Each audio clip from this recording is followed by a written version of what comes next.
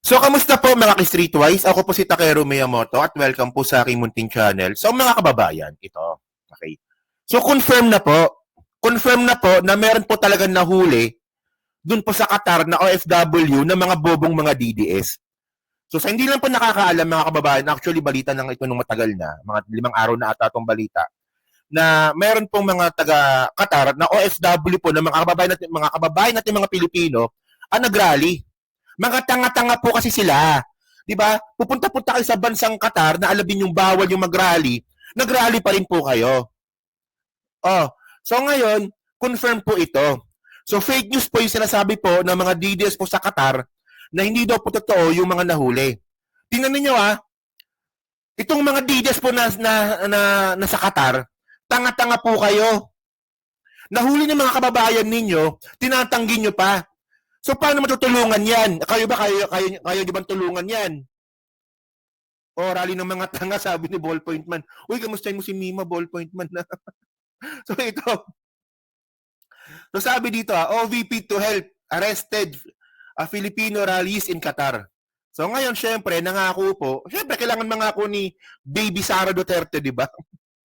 Kailangan mangako po ni Baby Sara Duterte na tutulungan niya po yung mga nahuli po sa Qatar. Tandaan nyo mga DDS na tanga sa Qatar. OFW na kayo, tanga-tanga pa rin po kayo. Nakapag-abroad na kayong lahat-lahat, tanga-tanga pa rin po kayo. Bobo na tanga pa. Alam nyo kung bakit? Ito, paano nyo ngayon may tatanggi ito? Na mismong si Sara Duterte na mismo ang nag-confirm na siya po ay makikipag-ugnayan sa Qatar, sa Qatari government, gamit po ang Office of the Vice President para po tulungan yung mga naarestong mga DDS na tanga.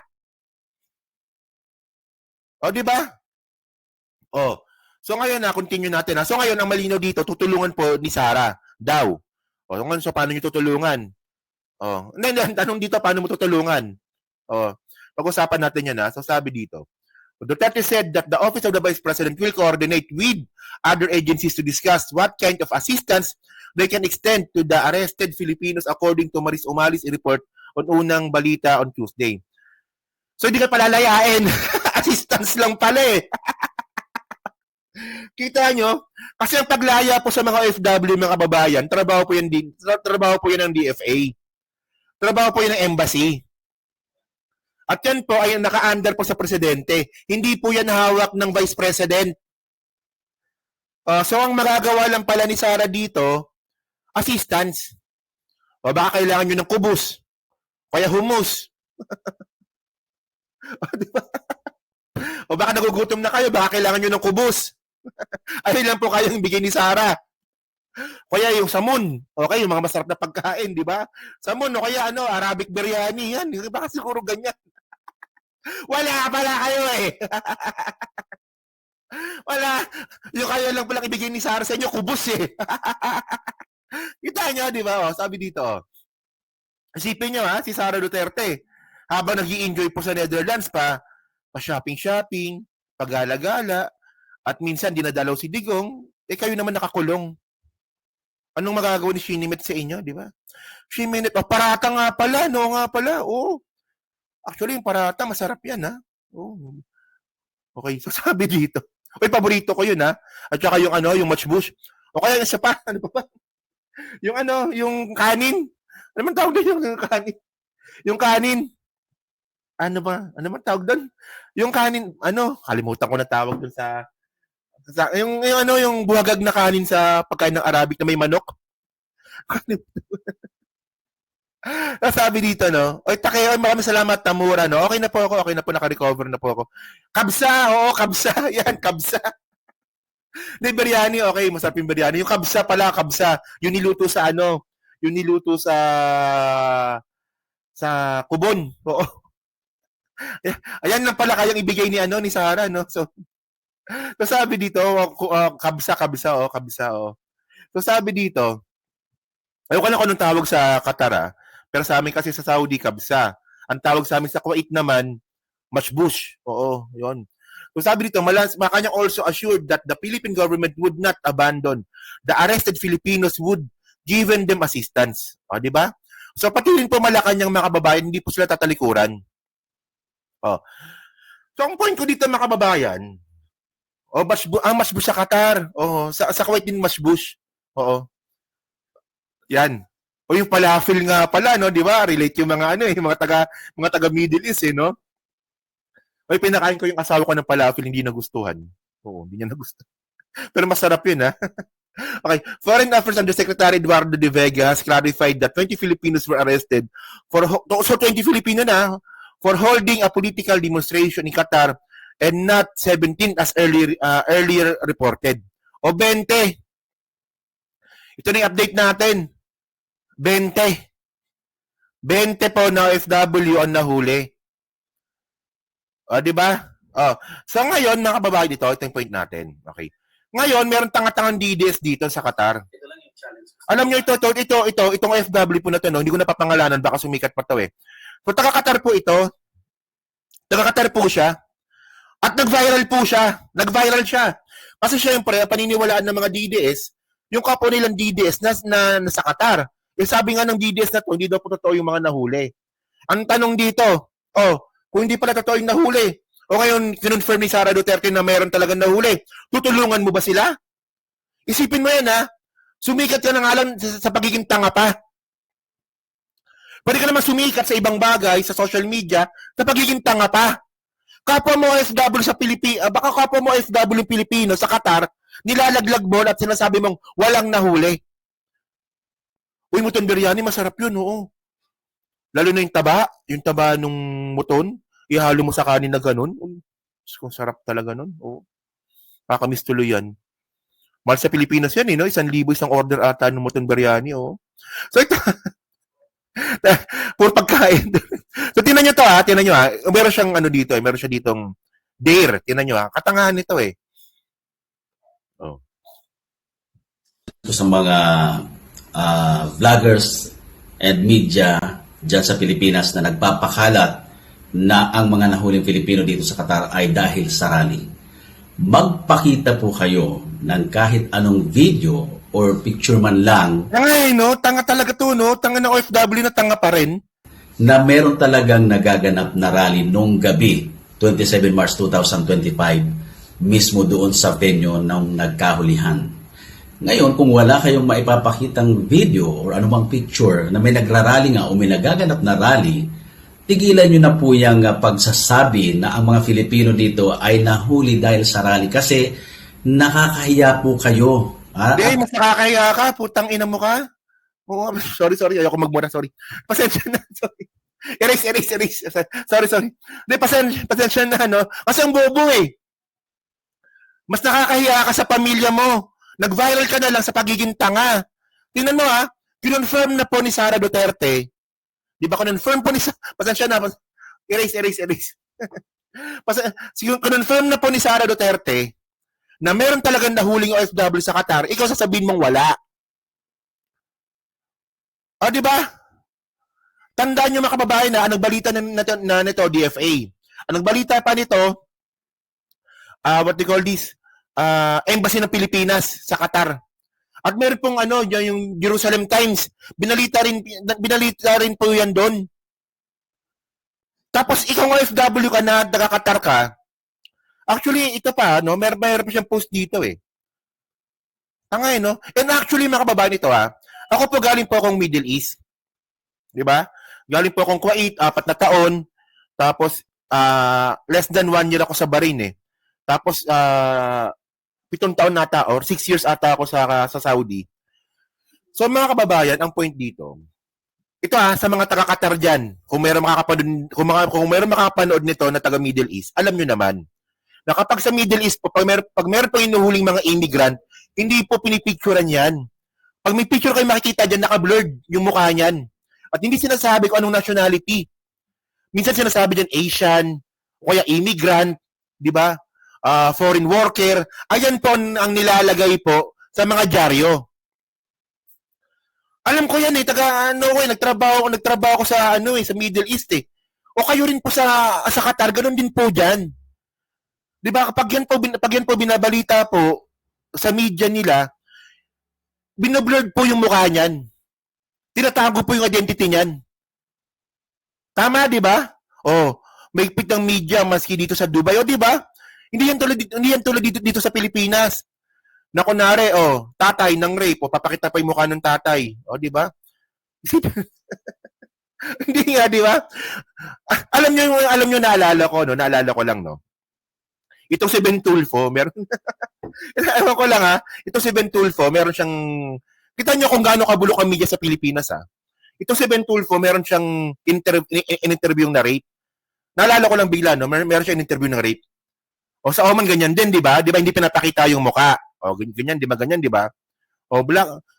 Binabalita nila, pero hindi pinapakita yung mukha. Hindi sinasabi yung identity. Actually, meron ng anak ng artista nakatrabaho ko Kasi nung nagtrabaho po ako sa palasyo ng Kuwait.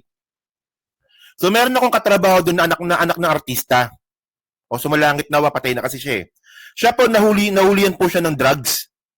Anak siya ng artista dito sa Pilipinas Siya po ay nahulihan po na nagbebenta ng drugs. And actually nadyaryo po siya. Mukha niya talaga yun. Pero ang nakita lang namin, yung suot niyang damit, naka-blurred yung mukha at saka yung mga shabu na binebenta niya. Ganun po sa Middle East. Itong bobong Dides po na to sa Qatar, pahingi ako ng picture, pahingi ako ng video. Tanga ka ba? Bawal nga yun. Engot talaga. Tapos nakalagay pa doon, Asian, doon sa nahuli kong katrabaho, no? Asian, suspected, blah, blah, blah. Hindi niya sinabing Filipino or whatever. Hindi po tulad dito sa Pilipinas, no? Na ito, balik tayo kay Ben Tulfo. No? Naalala ko kasi, merong na-interview si Ben Tulfo sa radyo, no? Napakinggan ko lang sa radyo na ni-rape. Alam niyo tanong ni Ben Tulfo, ginahasa ka? Anong ginawa sa'yo? Putang ina ka. So, ano gusto mo isagot sa'yo ng in-interview mo? Hindi, naalala ko lang ikaw ba ito tong ginahasa? Opo. Ginahasa po ako. Napakawalang yaya. Tapos ang next na tanong ni Ben Tulfo, anong ginawa sa'yo? Anong gusto mong sagot? Minuburan po yung panty ko. Minukha ka po. Hindi, di ba? Parang, come on. Kaya wala talaga akong bilib dyan. So ngayon, balik tayo. Actually, napansin nyo yan, di ba? Siguro kayo napansin nyo rin yan. Dito sa Pilipinas, kapag nag-interview sila ng rape victim, tinatanong pa nila kung anong ginawa sa kanila. Anong klaseng utak meron yung media natin dito? Ginahasa na nga, tatanungin mo pa kung anong ginawa sa kanila? Ewan ko lang, tanga-tanga. So ngayon ito. So itong tao po na to, siya po yung nagkalat nito. Actually, patulad siya ng mga ibang mga vlogger, no? Ito yung post niya, no? Pawang katotohanan lang, Disregard kung pro or anti-Duterte tayo, pero nais ko lang linawin ang mga kumakalat na fake news, no? Andun ako mismo sa venue, Sea Line Private Beach, nung nangyari ang paghuli sa mga sinasabing nadampot. Di ba? Andun daw po siya. March 27 daw po yung panguhuli, walang rally o political demonstration. So, sinungaling talaga to, no? Sipin nyo, ito yung pinagkakalat nila, no? Na, nahuli daw dahil walang ikama? Ayun ba yung sinasabi?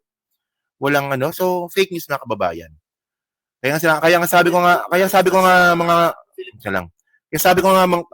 mga streetwise, no? Ang hirap nito, nag-viral ka, naging popular ka minsan sa social media sa pagiging tanga pa. Di ba? Okay.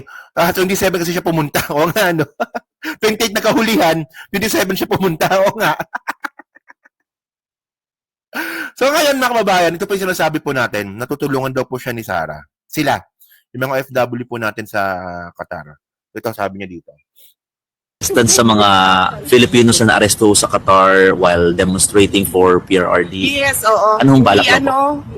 I already endorsed it the moment that I knew about it. I read it in the brief sa Office of the Vice President. I already endorsed to them to reach out through the correct channels on what we can do to assist as an office, the Office of the Vice President. Yun naman pala, tutulong naman pala no? Tutulong naman pala, di ba? So ngayon, ang problema ngayon dito ng mga taga Middle East ng Qatar, ay mga OFW po natin sa Qatar, ito malamang nabalitaan nyo na rin to sa ibang mga vlogger. Meron po kasi sa Qatar na ito yung Law number 18 of 2004, public meeting and demonstration. Di ko lang mabuksan yung site kasi naka-block ata ang Pilipinas na. Pero sabi dito, 'di ba? Any person who conducts or organizes a public meeting or procession without a license shall be punished with detention for a term not less than 6 months and not exceeding 3 years, and a fine of no less than 10,000 reals. Walang yan, no? And not exceeding 50,000 reals. O grabe mga kababayan, tingnan nyo ha. Oh. Ang problema kasi sa ibang OFW, no, hindi ko naman nilalahat, 'di ba? Hindi ko naman nilalahat mga kababayan, 'di ba? Akala kasi nila na porket hindi sila nahuli sa ibang bansa, pwede yung ginagawa nila. Actually, no, yung naranasan ko sa Kuwait, no. Ito malamang nabalitaan nyo to eh. At nabanggit ko yun dun sa collaboration namin eh. Di ba naalala nyo ata last year ata yun? May mga bikers. Don Kings, maraming salamat Don Kings, no. May mga bikers po sa Kuwait na mga OFW. So ang ginawa nila, mga bikers kami, mga OFW kami, sabi niya yayabang, di ba?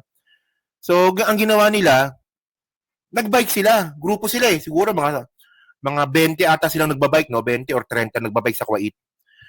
Yung mga tangang OFW, mga kababayan, hindi, pasensya na, no? Pero ganun talaga, no? Pupunta kasi isang bansa, di mo alam yung batas. Tapos kapag na-aksidente ka, kasalanan ng gobyerno. In the first place, kasalanan mo yon, di ba? So, nangyari po sa mga OFW po, no? Siyempre, nagbike-bike sila doon, yabang-yabang, akala nila sa Pilipinas sila kasaan ng Kuwaiti. Inararo sila ng mga Kuwaiti. Oh. Nagkasaan sila. Oh, ngayon nung magrereklamo sila sa pulis, ang unang tanong sa kanila ng pulis, kayo ba may permit ba kayo na magbabike kayo sa kalsada? Wala silang permit. Kasi para magbike ka doon sa Kuwait, kung gusto niyo magkaroon ng bike na ganyan, dapat merong pulis na mag-a-assist sa inyo. Kasama yun sa permit. Oh, mga Pilipino doon, wala eh. Maluwag sa Kuwait kasi sa Kuwait po medyo maluwag po talaga doon. Akala mo talaga nasa Pilipinas ka. Oh, wala, maluwag dito sa Kuwait, magbabike-bike kami. Syempre, alam niyo naman, isipin mo, bansa nyo, may pakalat-kalat na Pilipino dyan. Hindi sinagasaan ng Kuwaiti. Hanapin nyo sa news yan, meron yan eh. Walang na doon. Walang na parusahan doon. Kasi in the first place, wala silang permit. Oh. Parang ganun din sa Qatar. Di ba? Parang ganun din sa Qatar. Rally kayo, hindi nyo naman pala alam na meron palang batas na ganito. Actually, tuturo sa PIDOS yan ah. Di ba bago po tayo pumunta ng abroad, meron po tayong PIDOS. At sa PIDOS po na yan, hindi ka pwedeng umalis ng Pilipinas kung wala kang PIDOS. At tinuturo po sa PIDOS yung mga yung mga batas ng pupuntahan mong bansa. At bukod pa doon na kababayan, meron po tayong common sense na dapat pag pupunta tayo sa bansa na po na pagtatrabahuhan natin, mag-research tayo kung ano ba yung mga bawal doon. Di ba dito sa Dubai, scooter, merong rules din, no? Di ba? Ayan kasi, no? So, good luck. Well, sa atin, tandaan nyo, magkano yan? Makukulong kayo ng 6 months to 3 years. Tapos 10,000 reals, 140,000 pesos. O kung 50,000 pesos ito, 700,000 pesos. Tandaan nyo yung fine 1,000, yung fine, yung multa, 140,000 pesos kung ko-convert po natin reals to pesos. Tama, di ba? Di ba tama, di ba yung conversion ng Qatari reals? Di ba tama, no?